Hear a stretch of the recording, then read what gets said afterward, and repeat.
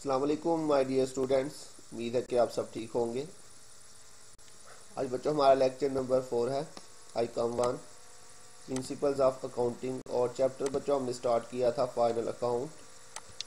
आज के लेक्चर के अंदर बच्चों हम एक्सरसाइज नंबर 10 सॉल्व करेंगे। इसको रीड कर लेते हैं बच्चों। सबसे पहले लिखा हुआ prepare trading and profit and loss account for the year ended 30 June 2016 and balance sheet of as at that date of Maqsood. तो सबसे पहले बच्चों हम इसका फॉर्मेट बना लेते हैं। फॉर्मेट के अंदर बच्चों सबसे पहले उसका नाम लिखा जाएगा मिस्टर मकसूद, उसके बाद trading and profit and loss account. Date उसने हमें बताई है 30 जून 2016। तो जी बच्चों ये आ जाएगी 30 June 2016।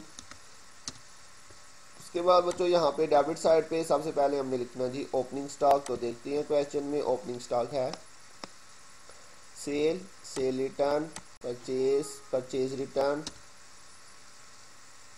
Fuel and power, salaries, cash, debtors, furnitures, creditor, capital, rent, commission, और ये नीचे क्लोजिंग स्टॉक है। तो जी बच्चों इस क्वेश्चन के अंदर ओपनिंग स्टॉक नहीं दिया हुआ, तो ओपनिंग स्टॉक के बाद बच्चों हम नेक्स्ट लिखते हैं परचेजेस। परचेजेस की वैल्यू बच्चों गिवन है 64,500, और इसके साथ ही बच्चों ने हमें परचेज रिटर्न भी दिया हुआ। तो सबसे पहले बच्चों हम परचेज लिख लेते हैं 64,500। 64,500 जी बच्चों इसको इनर कॉलम में लिखा क्योंकि इसके साथ उसने हमें परचेज रिटर्न दिया हुआ था, इसलिए हम क्या करेंगे इसमें से लेस करेंगे परचेजेस रिटर्न। तो परचेजेस रिटर्न उसने हमें बच्चों दिया हुआ है 3500। 3500 बच्चों इसमें से माइनस कर देंगे। इसको बच्चों आपने अंडरलाइन कर देना है। बहुत सारे बच्चे ये प्लस माइनस करके इसको अंडरलाइन नहीं करते, बच्चों इस चीज़ को ध्यान से किया करें। इसके बाद बच्चों आएंगे डायरेक्ट एक्सपेंसेस। डायरेक्ट एक्सपेंसेस में हमारे पास एक ही डायरेक्ट एक्सपेंस आ रहा है बच्चों, फ्यूल एंड पावर 500। तो ये हमारा बच्चों डायरेक्ट एक्सपेंस है।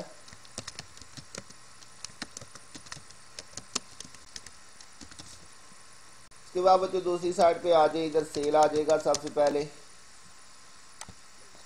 तो सेल उसने हमें बच्चों दी हुई है 75,000, और उसके साथ ही बच्चों सेल रिटर्न भी गिवन है। तो इसलिए सेल की वैल्यू को हम सबसे पहले इनर कॉलम में लिखेंगे 75,000, और इसमें से बच्चों हमने क्या करना है less cell return. Cell return की वैल्यू बच्चों 3080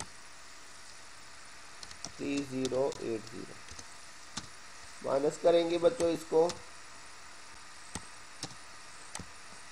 और इसको भी बच्चों आपने माइनस करने के बाद अंडरलाइन कर देना। नेक्स्ट बच्चों हमारे पास आएगा क्लोजिंग स्टॉक। क्लोजिंग स्टॉक उसने बच्चों हमें एडजस्टमेंट में दिया हुआ था 2500 हमारे पास बच्चों क्लोजिंग स्टॉक है। इसके बारे में बच्चों हमने बात की थी, अगर तो ये एडजस्टमेंट में होगा तो डबल इफेक्ट करना है, और अगर ट्रायल बैलेंस में होगा तो सिंगल इफेक्ट होगा। ये बच्चों सारी चीज़ें हमने कंप्लीट कर ली हैं। अब टोटल देखते हैं दोनों साइड का। क्रेडिट साइड पे बच्चों हमारे पास ये दो वैल्यूज़ आ रही हैं, और डेबिट साइड पे भी बच्चों हमारे पास ये दो वैल्यूज़ हैं। तो बच्चों क्रेडिट साइड का जो टोटल है वो ज़्यादा आ रहा है, इसलिए हम दोनों साइड पे जो है वो यही टोटल लिखेंगे जो क्रेडिट साइड पे आया हमारे पास।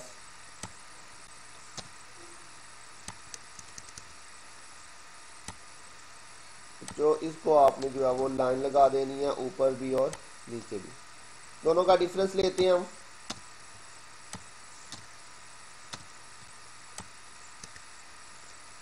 तो बच्चों ये हमारे पास डिफरेंस आ रहा है। अब इसको हमने कौन सी साइड पे लिखना है, तो इन दोनों में से अगर देखें तो जो डेबिट साइड है वो हमारे पास छोटी आ रही है, तो ये हमारे पास डेबिट साइड है। तो यहाँ पे हम इस डिफरेंस को रिकॉर्ड करेंगे, और ये हमारे पास इधर आएगा ग्रॉस प्रॉफिट सीडी। इसी को बच्चों आपने दूसरी साइड पे ट्रांसफर कर देना है ग्रॉस प्रॉफिट बीडी।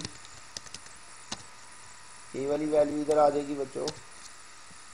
इसके बाद बच्चों हमने यहाँ पे लिखनी है इनडायरेक्ट एक्सपेंसेस। तो इनडायरेक्ट एक्सपेंसेस में देखते हैं हमारे पास कौन कौन सा एक्सपेंस दिया हुआ है।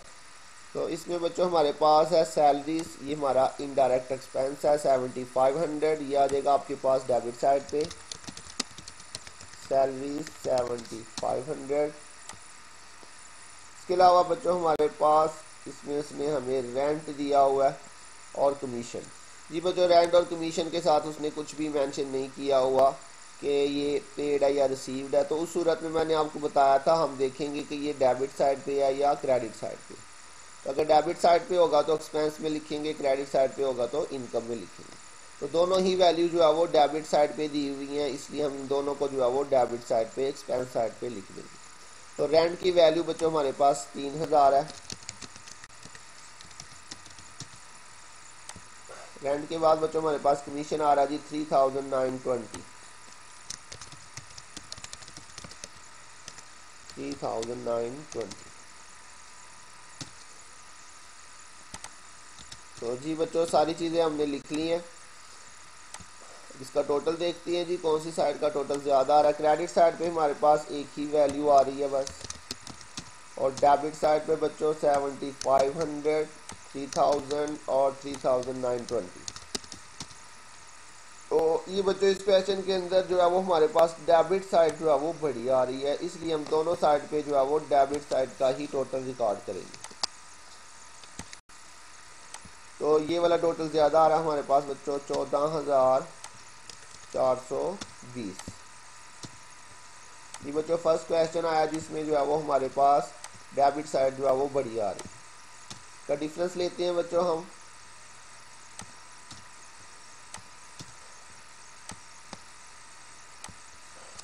अच्छा बच्चों डिफरेंस लेके आपने इसके साथ माइनस नहीं लिखना है। अब बच्चों डेबिट साइड बड़ी थी और क्रेडिट साइड जो है वो आपकी छोटी आ रही है, तो हमने बात की थी जो डिफरेंस होगा उसे हमने छोटी साइड पे रिकॉर्ड करना होता है। अब इन दोनों में से बच्चों बताएं मुझे कौन सी साइड छोटी है, सॉरी कौन सी साइड है क्रेडिट। ये हमारी डेबिट साइड होती है और ये हमारी क्रेडिट साइड होती है। तो अब चूंकि क्रेडिट साइड छोटी है तो इसलिए डिफरेंस जो है वो हमारा क्रेडिट साइड पे आ जाएगा बच्चों, इस साइड पे लिखेंगे। और ये मैंने आपको बताया था अगर इस साइड पे डिफरेंस आएगा तो उसको हमने लिखना है नेट लॉस। जी बच्चों ये पहला क्वेश्चन आया जिसमें हमारे पास नेट लॉस आया। तो अगर डिफरेंस इस साइड पे आता तो उसे हमने लिखना होता है नेट प्रॉफिट, और अगर बच्चों इस साइड पे डिफरेंस आएगा तो उसे हमने क्या लिखना है नेट लॉस। तो इसमें चूंकि क्रेडिट साइड छोटी थी इसलिए डिफरेंस को हमने क्रेडिट साइड पे रिकॉर्ड किया। क्लियर हो गया बच्चों। इसके बाद बैलेंस शीट बनाती हैं। बैलेंस शीट के अंदर भी सबसे पहले आपने उसका नाम लिख लेना है मिस्टर मकसूद।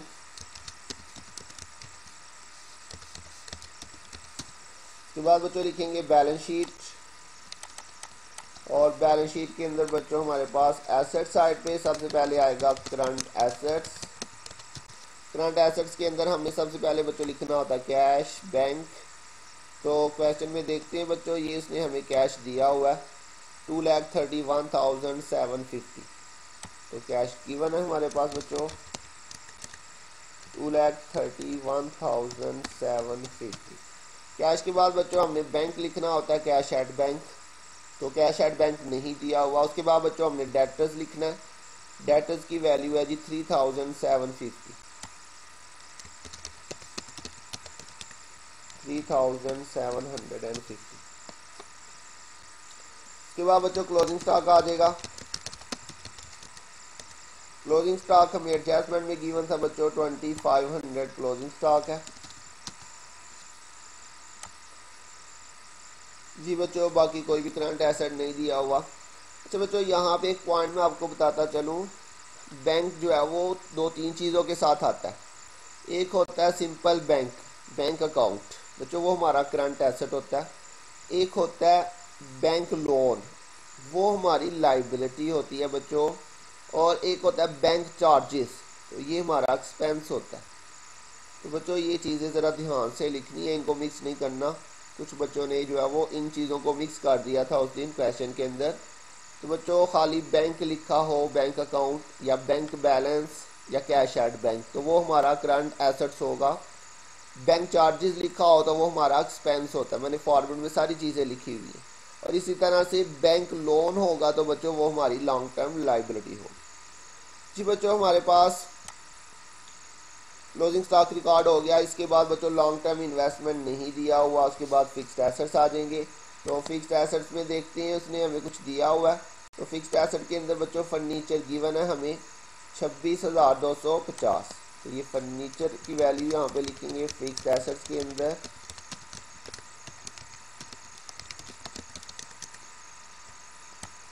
जी बच्चों फर्नीचर की वैल्यू 26,250। ठीक हो गया।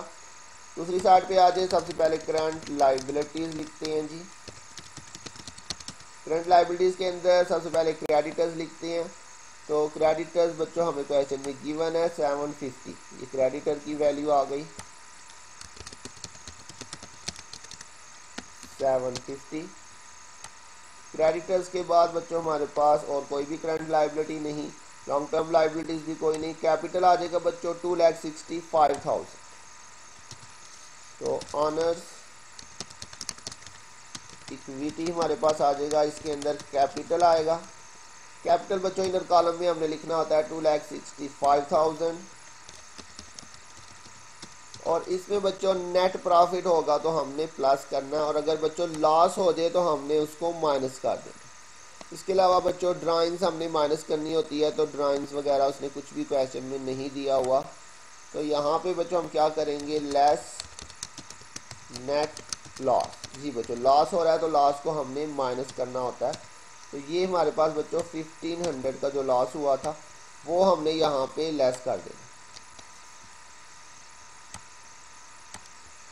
इसे यहाँ पे लेस करके आपने जो है वो लिख देना। अब बच्चों इनका टोटल देखते हैं, हमारे पास 750 और ये 2,63,500। और दूसरी साइड पे बच्चों